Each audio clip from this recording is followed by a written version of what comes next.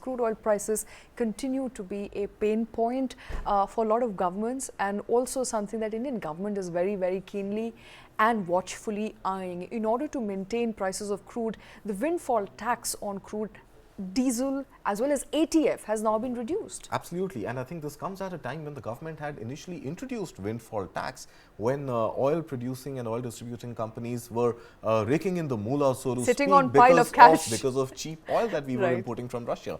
And they were able to profit or profiteer from this global situation where there were supernormal profits, and the government said that, and that is the purpose of a windfall tax, that there is a windfall, this windfall by way of low fuel prices, and those low fuel prices advantages not being passed on to beneficiaries at the end, and hence the government imposed a higher tax. But now that tax has been reduced from 12,000 odd rupees per tonne to about 9,000 odd rupees per tonne starting today, which is October 18th.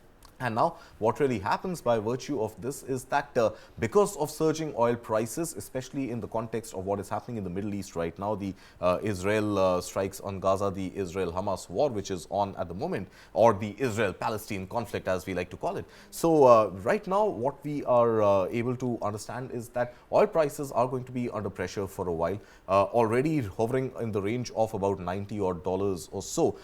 Could inch up every day a little higher, and if it reaches the $100 per barrel threshold, then overall economies, overall inflation concerns and global headwinds are going to become even stronger. Okay. So reduction in windfall taxes right now, perhaps a step that the windfall of cheaper oil is over, and hence let's reduce the tax burden. Let's reduce the tax burden and prepare for the antithesis of windfall, which is pretty much headwinds. So can I think a question for consumers at this point. Oil is not getting any cheaper. No. If that's the question you're asking, though. I think the measure is being put in place so that stability of retail level prices of diesel specifically, so oil not diesel getting and petrol for end consumers. I doubt there is going to be any increase or reduction in fuel prices. There can't be an increase because it's election year, and there won't be a reduction because this windfall tax has also now been reduced, and overall globally crude oil prices are rising.